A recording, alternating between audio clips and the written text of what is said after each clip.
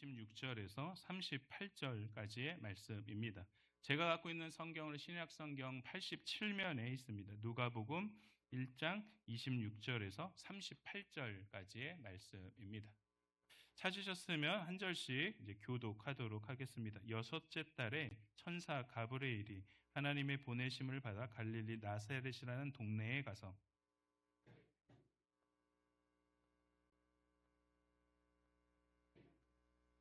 그에게 들어가 이르되 은혜를 받은 자여 평안할지어다 주께서 너와 함께 하시도다 하니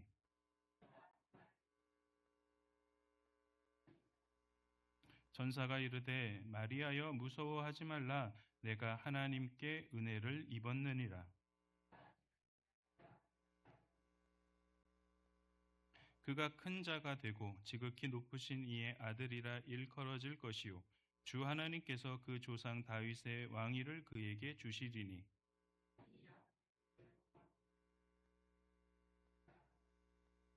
마리아가 천사에게 말하되 나는 남자를 알지 못하니 어찌 이 일이 있으리이까.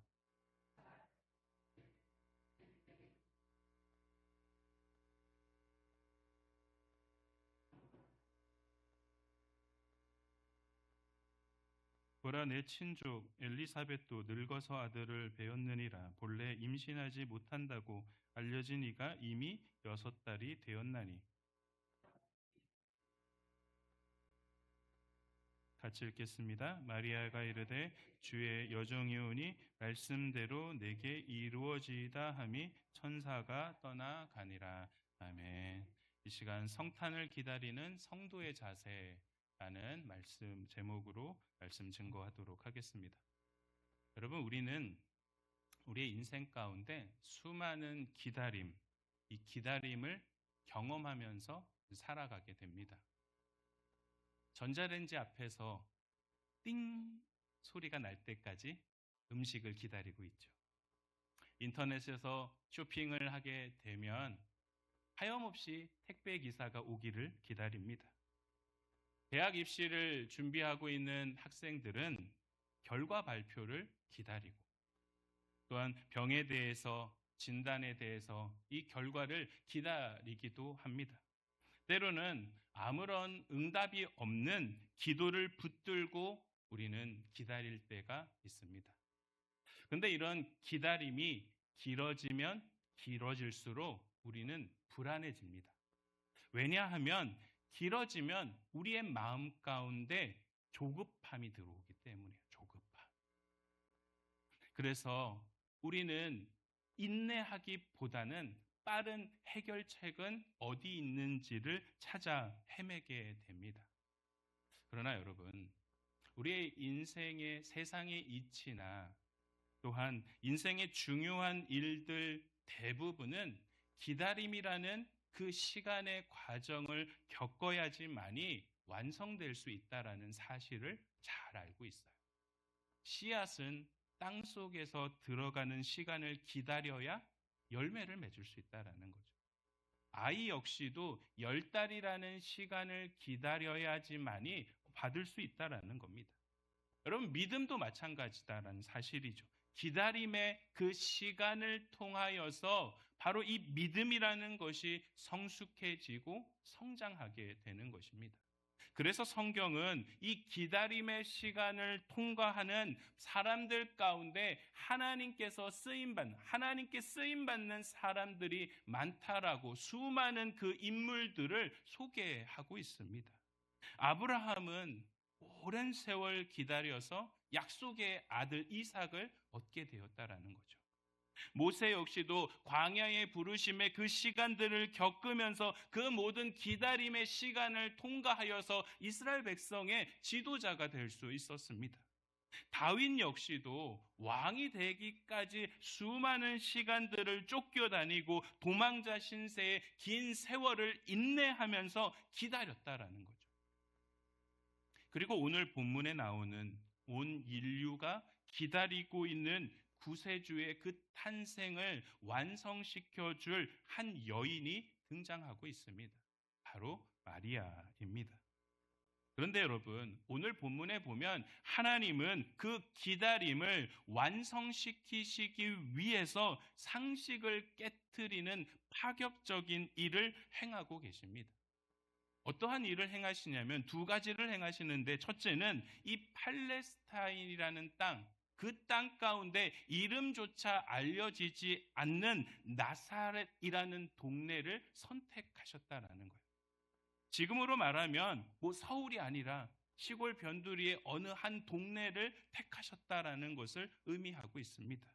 그리고 또 다른 하나는 제사장이나 왕족의 가문이 아니라 그냥 평범한 가정, 특별한 가정이 아니라 평범하고 그 안에서 약혼한 처녀를 택하고 계셨다라는 거죠. 이것은 놀라운 일이면서 파격적인 행보가 아닐 수 없습니다. 여러분, 그러다 보니까 우리는 자연스럽게 질문을 할 수밖에 없게 되는 거예요. 왜 마리아일까? 왜 하나님은 그녀를 통하여서 이 놀라운 하나님의 역사를 이루어 가고 계시는 것일까? 그러므로 여러분, 오늘 이 시간 우리는 이 질문의 답을 찾아가려고 합니다. 왜냐하면 그 질문을 통하여서 오늘 설교의 제목인 성탄을 기다리는 성도의 자세는 무엇인지에 대해서 볼 수 있기 때문입니다. 그렇다면 마리아가 선택될 수 있었던 비밀은 과연 무엇일까요? 여러분, 마리아는 하나님의 은혜를 사모했다라는 것. 하나님의 은혜를 사모했다라는 것. 우리 28절의 말씀 같이 읽도록 하겠습니다. 그에게 들어가 이르되 은혜를 받은 자여 평안할지어다 주께서 너와 함께 하시도다 하니. 천사는 마리아에게 은혜를 받은 자여 평안할지어다 라는 이 인사를 하고 있습니다. 그런데 여러분, 오늘 본문이 조금 독특한 것은 어떠한 이유에서 은혜를 받게 되었는지에 대해서 설명하지 않는다라는 거예요.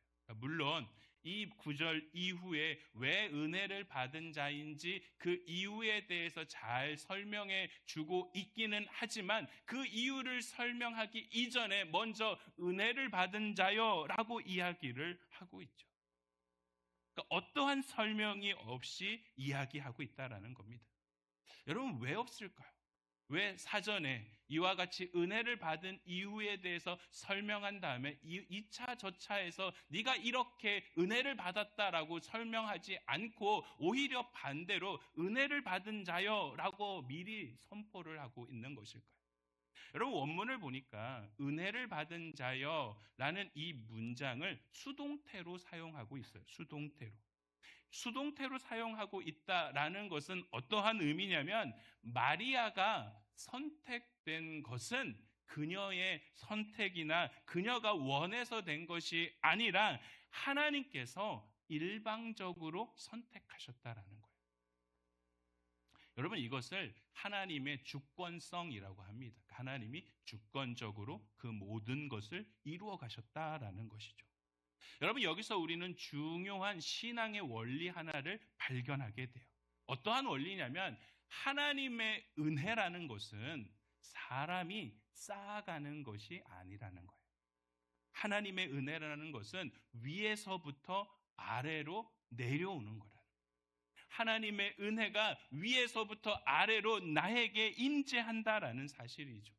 그러다 보니까 어떠한 공로나 자격에 의해서 하나님의 은혜를 받는 것이 아니라 하나님께서 일방적으로 선택하셨기 때문에 우리는 그 하나님의 은혜 앞에 자랑할 것이 없고 오직 하나님 앞에 감사할 수밖에 없다라는 사실입니다. 그런데 오늘 성경은 그 하나님의 주권적인 은혜가 마리아에게 임했다라는 것을 말하면서 동시에 마리아 역시도 적극적인 태도를 취하고 있다라는 것을 강조하고 있어요. 여러분, 이것을 어떻게 알 수 있냐면 28절과 비슷한 구절이 30절 말씀입니다. 우리 30절 말씀 같이 읽도록 하겠습니다. 천사가 이르되 마리아여 무서워하지 말라 내가 하나님께 은혜를 입었느니라. 아멘. 내가 하나님께 은혜를 입었느니라. 우리가 읽은 성경은 개역개정판 성경입니다. 개역개정판 성경은 내가 하나님께 은혜를 입었다라고 수동태로 동일하게 우리 8절과 동일하게 수동태로 번역해 두었다라는 거예요. 그런데 원문을 보면 아래와 같이 나와 있다라는 거예요. 내가 하나님 앞에서 은혜를 찾았다. 내가 하나님 앞에서 은혜를 찾았다라고 능동태로 번역해 두었다라는 사실입니다. 여러분, 이것이 어떠한 의미냐면 마리아가 선택된 것은 절대적으로 하나님의 주권적인 은혜이지만 그 주권적인 은혜가 마리아에게 주어졌을 때 적극적으로 응답한 것은 누구냐면 마리아라는 것을 말해주고 있어요. 그러니까 하나님께서 당신의 자녀들에게 언제나 좋은 것을 주시기 위해서 예비해 두고 계시지만 그 좋은 것은 적극적으로 구하는 자에게 주어진다라는 거예요. 다시 말해서 마리아에게 임한 은혜는 하나님의 은혜를 사모하였기 때문에 그가 선택될 수밖에 없었다라는 것을 보여주고 있는 것입니다. 여러분, 그렇다면 이 마리아가 적극적인 태도를 취할 수밖에 없었는데 그것이 어디서부터 왔을까요? 우리 29절의 말씀 같이 읽도록 하겠습니다. 처녀가 그 말을 듣고 놀라 이런 인사가 어찌함인가 생각하매. 우리말 성경으로도 한 번 더 읽도록 하겠습니다. 마리아는 그 말을 듣고 몹시 놀라 도대체 그 인사말이 무슨 뜻일까 하고 궁금히 여겼다. 여러분, 마리아는 지금 자신에게 생긴 일을 듣고 너무나도 놀랐어요. 근데 놀란 것에서 그친 것이 아니라 개역개정판 성경도 그렇고 우리말 성경도 보니까 생각했다라는 거예요. 이것이 과연 무슨 뜻이지? 이것이 무슨 의미일까? 궁금하게 여겼다라는 사실입니다. 그러니까 하나님의 뜻을 찾았다라는 거죠. 아까도 나온 것과 같이 내가 하나님 앞에 은혜를 찾았다라는 것처럼 과연 이것이 무슨 뜻인지 계속해서 말씀 속에서 찾았다라는 것을 말해주고 있는 거죠. 즉 마리아가 말씀을 읽고 그 말씀의 의미가 무엇인지에 대해서 적극적으로 찾으려는 성품을 가지고 있었기 때문에 하나님의 은혜가 그에게 임하게 되었다라는 거예요. 여러분, 그래서 예수님도 적극적으로 구하라라고 우리에게 말씀하고 계시잖아요. 마태복음 7장 7절에 어떤 말씀이 나옵니까? 같이 읽겠습니다. 구하라, 그리하면 너희에게 주실 것이요. 찾으라, 그리하면 찾아낼 것이요. 문을 두드리라, 그리하면 너희에게 열릴 것이니라. 아멘. 여러분, 마리아가 특별해서 하나님의 은혜를 받은 것이 아니에요. 대단한 신앙의 업적을 가지고 있어서가 아니라 다만 하나님의 뜻이 무엇인지에 대해서 알고 싶어서 적극적으로 찾았기 때문에 그에게 하나님의 은혜가 임하게 되었다라는 것입니다. 여러분, 한 청년이 있었어요. 그는 신앙생활을 오래 했습니다. 근데 오래 하면서 어느 순간 예배에도 감동이 없고 찬양에도 기쁨이 없고 말씀이 와닿지 않는 순간들이 있어요. 기도는 하고는 있는데 형식적으로 기도하고 성경을 읽고는 있지만 그것의 안에, 이 성경 안에 담겨있는 의미가 무엇인지를 발견하기보다는 그냥 오늘 말씀은 이런 말씀이구나 라고 하면서 애쓰지 않았다라는 거죠. 그러던 어느 날 그가 이런 생각이 들게 된 거예요. 과연 나는 하나님의 뜻을 알고 싶어서 믿고 있는가? 아니면 그냥 위로만 받기를 원하는가? 그럼 다시 한번 말씀드릴게요. 나는 정말 하나님의 뜻을 알고 싶은 것인가? 아니면 그냥 하나님께 위로를 받고 싶은 것인가? 그러니까 이 생각이 청년의 마음을 흔들어 놓기 시작했다라는 거예요. 그러다 보니까 그의 삶이 조금씩 바뀌기 시작했다라는 거예요. 말씀 앞에 머무는 시간을 늘리고 무엇을 나에게 주시옵소서 이렇게 기도하는 것이 아니라 하나님, 이것이 어떤 의미죠? 이 말씀을 왜 저에게 주셨습니까? 이 말씀을 통하여서 내가 어떻게 살아가야 합니까? 이런 질문을 하기 시작했다라는 거예요. 환경은 변하지 않았어요. 상황도 변하지 않고 문제가 해결되지도 않았지만 그 안에 말씀 한 구절이라도 잡고 그 말씀을 부여잡고 살아가다 보니까 그의 모든 삶이 한 주간이 그 말씀 한 구절 때문에 변화하고 있다라는 사실을 스스로 깨닫게 되었다라는 거예요.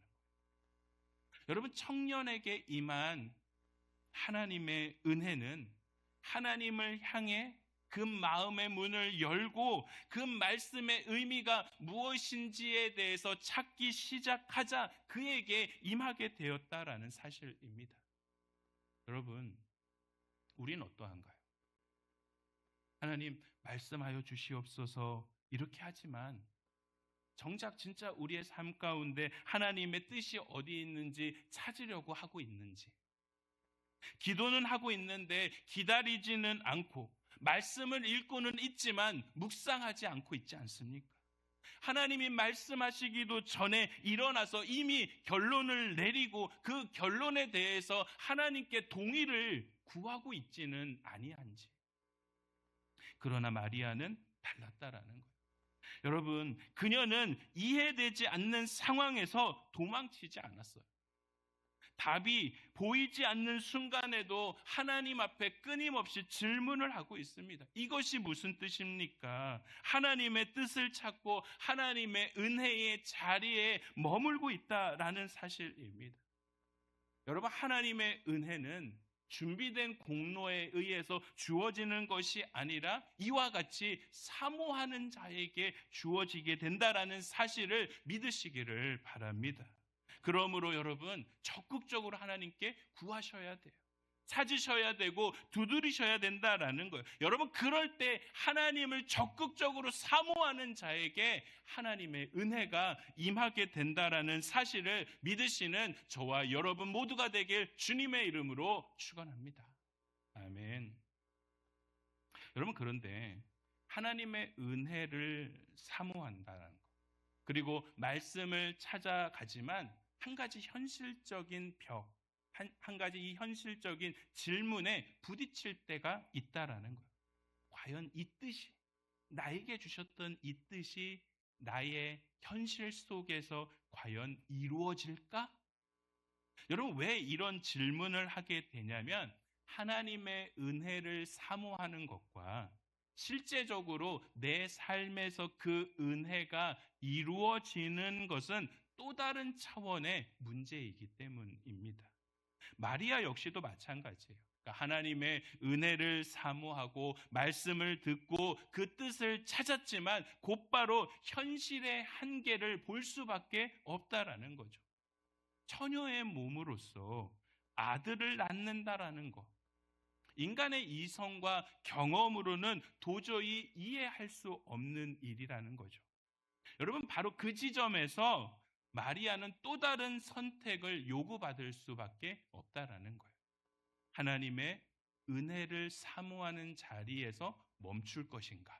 아니면 그 은혜를 이루실 하나님의 능력을 신뢰할 것인가? 그 자리에서 멈출 것인가? 하나님의 능력을 신뢰하며 따라갈 것인가? 라는 선택의 기점에 놓일 수밖에 없다라는 사실입니다. 여러분, 그 기점, 이 선택의 지점이 35절의 말씀입니다. 같이 읽겠습니다. 마리아가 천사에게 말하되 나는 남자를 알지 못하니 어찌 이 일이 있으리까? 남자를 모르는데 어떻게 가능합니까? 여러분, 이 말의 의미는 내가 과거에서부터 현재 지금까지 남자에 대해서 전혀 알지 못하는 상태인데 이 일이 어떻게 가능해질 수 있습니까? 라는 지극히 현실적인 질문을 하고 있어요. 여러분, 그러자 천사가 어떤 대답을 합니까? 우리 35절의 말씀 같이 읽겠습니다. 천사가 대답하여 이르되 성령이 내게 임하시고 지극히 높으신 이의 능력이 너를 덮으시리니 이러므로 나실 바 거룩한 이는 하나님의 아들이라 일컬어지리라. 아멘. 여러분, 이 천사가 어떻게 대답합니까?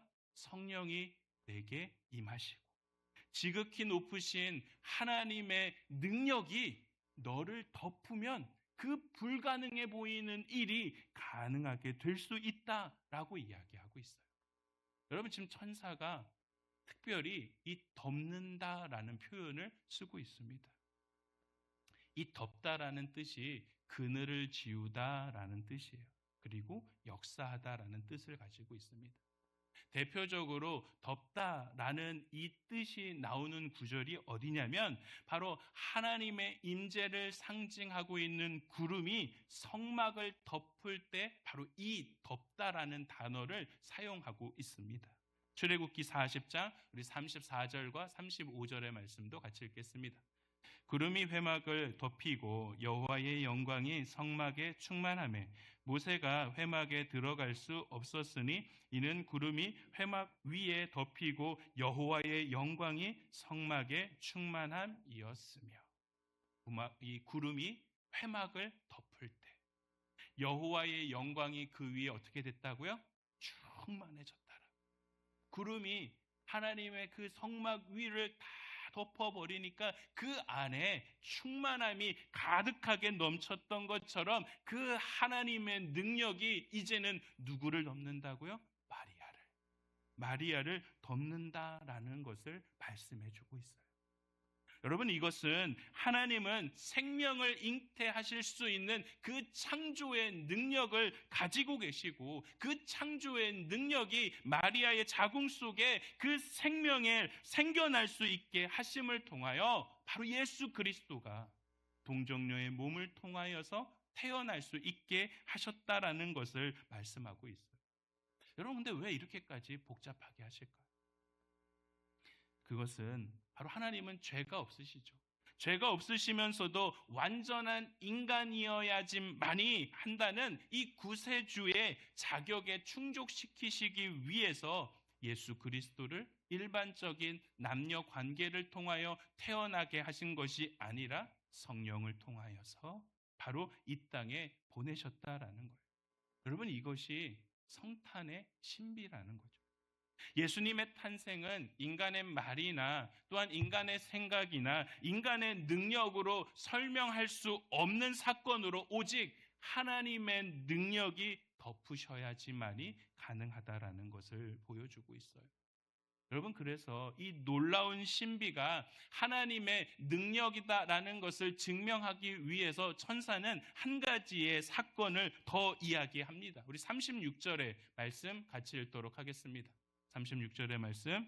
보라, 내 친족 엘리사벳도 늙어서 아들을 배었느니라. 본래 임신하지 못한다고 알려진 이가 이미 6달 되었나니. 여러분, 엘리사벳이 나이가 많아요.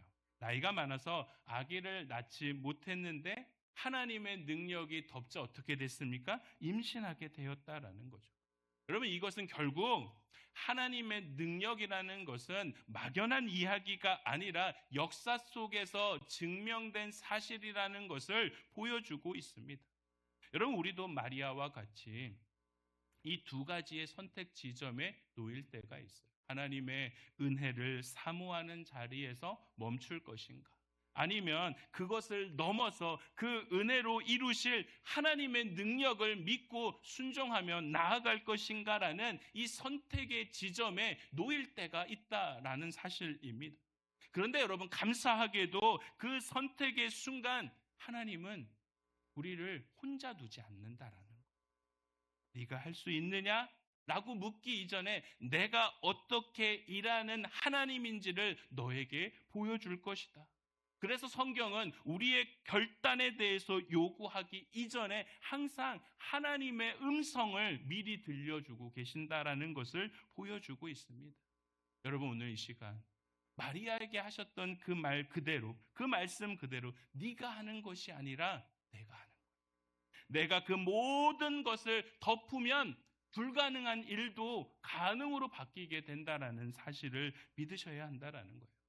하나님의 능력은 제한이 없습니다. 환경에 매이지도 않고요. 상황에 매이지도 않고요. 우리의 한계 가운데 하나님의 능력을 가둘 수 없다라는 것. 우리 눈에는 불가능해 보이지만 하나님께는 너무나도 쉬운 일이라는 사실이죠.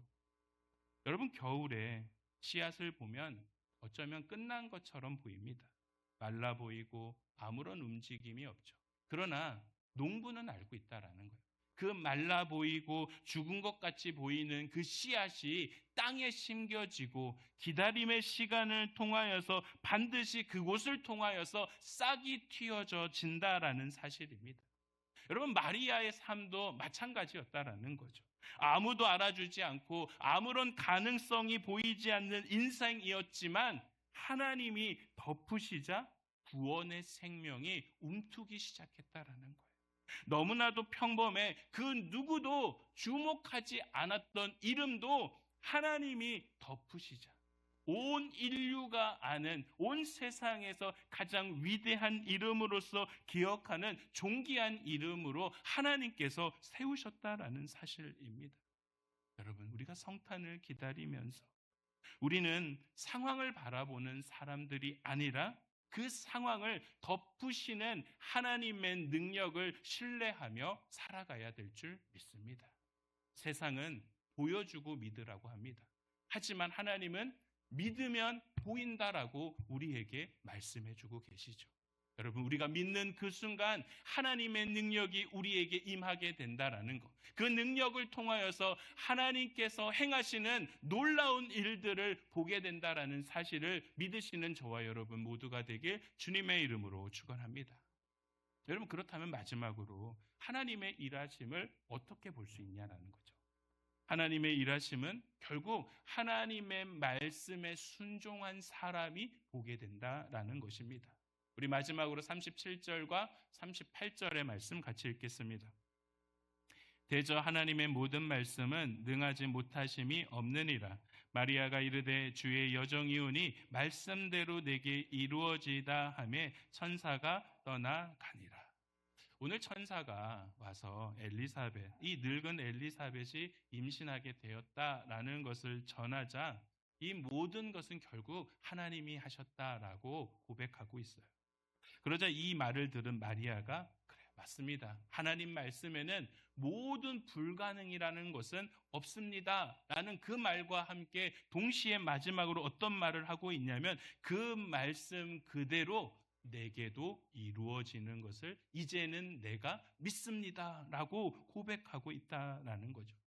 여러분, 근데 여기서 믿는다라고 고백하고 있는 마리아의 고백을 보면 어떠한 모든 상황이 다 이해가 돼서 이 고백을 하고 있는 것이 아니라 그것이 하나님의 말씀이기 때문에 내가 반드시 이루어질 것을 믿고 순종하겠다라고 고백하고 있어요. 여러분, 여기서 우리는 순종이라는 것은 결국은 하나님의 나라를 보게 하는 통로라는 사실들을 깨닫게 된다라는 겁니다. 여러분, 구약에 보면 여리고성이 있죠. 여러분, 여리고성에 이스라엘 백성들이 계속해서 한 바퀴씩 돕니다. 그런데 여러분 생각해 보십시오. 어떠한 전쟁 무기가 있는 것도 아닙니다. 이성적인 판단으로 보면은 여리고 성이 무너질 수가 없어요. 그리고 나아가서 싸운다라는 것 자체는 그들에게 죽음일 수밖에 없습니다. 하지만 이스라엘 백성들이 하나님께서 분명히 말씀으로 우리에게 주시겠다라고 약속했기 때문에 그 약속을 믿고 순종의 자리로 나아갔다라는 거죠. 여러분, 결국 견고했던 여리고 성이 하나님의 말씀에 순종하자 무너지게 되었다라는 겁니다. 다윗과 골리앗 싸움도 마찬가지예요. 누가 봐도 골리앗의 승리입니다. 그러나 다윗은 만군의 하나님 여호와의 이름 그 말씀에 의지하여서 골리앗 앞에 나아가서 승리를 맛볼 수 있었다라는 사실이죠. 한 사람 더 볼까요? 베드로는 어떻습니까? 여러분, 예수님의 제자인 베드로 역시도 말씀에 의지해서 순종했다라는 거예요. 그는 어부로서 물고기가 어디에 많은지 너무나도 잘 알고 있어요. 그런데 목수이신 예수님이 저 깊은 곳에 그물을 던지면 고기를 잡을 수 있다라고, 여러분, 갈릴리 바다 특성상 깊은 곳이 아니라 얕은 곳에 물고기가 많이 있습니다. 그 사실은 누구보다도 베드로가 잘 알고 있어요. 그런데 이 베드로가 어떻게 고백합니까? 누가복음 5장 5절과 6절의 말씀 같이 읽겠습니다. 시몬이 대답하여 이르되 선생님 우리들이 밤이 새도록 수고하였으되 잡은 것이 없지만은 말씀에 의지하여 내가 그물을 내리리라 하고 그렇게 하니 고기를 잡은 것이 심히 많아 그물이 찢어지느니라. 아멘. 주의 말씀에 의지해서 내가 깊은 곳에 그물을 던지겠습니다. 그 말씀에 의지하여서 순종하자 그물이 찢어질 정도로 많은 고기를 잡게 되었다라는 것. 여러분, 이처럼 말씀에 순종하는 자가 하나님 나라를 보게 된다라는 사실입니다. 말씀을 준비하면서 한 가지 예화를 보게 됐어요. 어떤 예화냐면 어느 산길에 캄캄한 그 길이 있는데 자동으로 켜지는 가로등이 있다고 합니다. 근데 이 가로등이 좀 독특한 게 무엇이냐면 사람이 가만히 서 있으면 불이 안 켜진다라는 거예요. 그런데 내가 한 발자국만 앞에 나아가면 그 조금 더 앞에 나아갈 수 있을 만큼의 불이 켜지는 방식을 가지고 있는 이 가로등이었다라고 해요. 어느 날 한 사람이 그 길 앞에 서 있습니다. 근데 앞으로 나아가지 못해요. 왜 나아가지 못하냐면 앞도 어둡고 앞이 조금 다 보여야지만이 내가 나아갈 수 있는데 라고 하면서 그 자리에 계속해서 머물러 있었습니다. 근데 또 다른 한 사람은 아무것도 보이지 않는 똑같은 상황에 있는데 그래 내가 다 보이지는 않지만 일단 한 걸음만 앞으로 내딛자라고 하자 한 걸음을 내딛는 순간 그가 앞으로 조금 더 나아갈 수 있는 불이 켜졌다라는 거예요. 그래서 그 불에 의지하여서 조금씩 한 걸음을 내딛다 보니까 결국 목적지까지 도착할 수 있었다라는 거죠. 여러분, 하나님의 나라의 원리도 동일하다라는 거예요. 하나님은 완벽하게 다 보여주셔서 나오다고 말씀하시지 않아요. 대신 우리가 한 걸음을 내딛는 그 순간, 그 순종의 한 걸음을 내딛는 그 순간 다음의 길을 우리에게 보여주신다라는 사실이죠. 마리아에게 말씀대로 내게 이루어지다 이 고백 역시도 모든 것을 다 봐서 고백했던 고백이 아니라 그것이 하나님의 말씀이기 때문에 내가 한 걸음을 내딛겠다라는 순종의 고백이라는 사실입니다. 여러분, 결국 그 순종의 고백을 가지고 순종의 그 걸음을 내딛었기 때문에 하나님 나라를 볼 수 있게 되었다라는 사실입니다. 그러므로 성도 여러분, 여러분 삶의 자리에서 하나님 나라를 보기 원하신다라면 여러분 하나님 말씀 앞에 순종해 보십시오. 다 보여서 믿는 것이 아니라 내가 한 스텝 앞으로 나아갈 수 있는 그 말씀을 붙잡고 한 걸음을 뛰면 내 인생의 걸음 가운데 하나님이 보여주시는 하나님의 나라가 보이기 시작한다라는 거예요. 그 보여지는 하나님을 믿고 한 걸음씩 앞으로 나아가다 보면 결국 그 안에서 역사하시는 하나님의 일하심을 우리가 볼 수 있게 된다라는 사실입니다. 사랑하는 성도 여러분, 성탄은 단지 예수님의 탄생하신 사건이 아니에요. 오늘 말씀에 나온 것과 같이 하나님의 은혜를 사모하는 한 사람, 하나님의 능력을 신뢰하는 한 사람, 그리고 하나님의 말씀에 순종한 한 사람을 통하여 하나님의 그 구원의 역사가 시작된 사건입니다. 그래서 성탄을 기다리는 우리 역시도 분명하다라는 것이죠.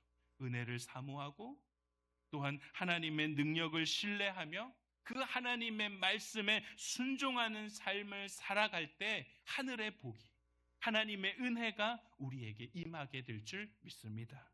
누가복음 1장 45절의 말씀 같이 읽겠습니다. 주께서 하신 말씀이 반드시 이루어지리라고 믿은 그 여자에게 무엇이 있다고요? 복이 있다라고. 그 여자가 누굽니까? 마리아라는 거죠. 여러분, 이 말을 우리의 이름을 넣어서 한번 고백해 볼까요? 주께서 하신 말씀이 반드시 이루어지리라고 믿는 김동욱에게 복이 있도다. 다시 한번 우리 이름 할 때는 내 이름을 치면서 좀 크게. 여러분, 진짜 복 받길 저희 집 애들 이렇게 보잖아요. 그러면 제가 어제도 귤을 열심히 깠어요. 껍질을 까고 그 안에 있는 거 다 껐어요. 까자마자가 제 입에 딱 넣는 순간 우리 막내가 와가지고 입을 크게 벌리면 그에게 갈 수밖에 없다라는 거예요. 여러분, 말씀이 선포되는 그대로 우리가 크게 고백할 때 하늘의 복이 우리에게 임하게 될 줄 믿습니다. 우리 같이 1장 45절의 말씀 같이 선포합니다. 주께서 하신 말씀이 반드시 이루어지리라고 믿는 김동욱에게 복이 있도다. 다시. 자기 이름 할 때 좀 강하게 하면서 다시 시작. 주께서 하신 말씀이 반드시 이루어지라고 믿는 김동욱에게 복이 있도다. 아멘. 여러분, 선포될 줄 믿습니다. 선포된 그 고백 그대로 하늘의 복을 누리며 살아가시는 저와 여러분 모두가 되길 주님의 이름으로 축원합니다. 기도하시겠습니다. 하나님 아버지, 말씀을 통해 성탄을 기다리는 우리의 자세를 다시 한번 배우게 하시니 감사합니다. 은혜를 사모하는 마음을 회복시켜 주시고 현실보다 크신 하나님의 능력을 신뢰하는 믿음을 우리에게 허락하여 주시옵소서. 무엇보다도 내 생각과 계산을 내려놓고 주의 말씀 앞에 순종하며 살게 하여 주시옵소서. 이 모든 말씀 우리를 구원하신 예수 그리스도의 이름으로 기도합니다. 아멘.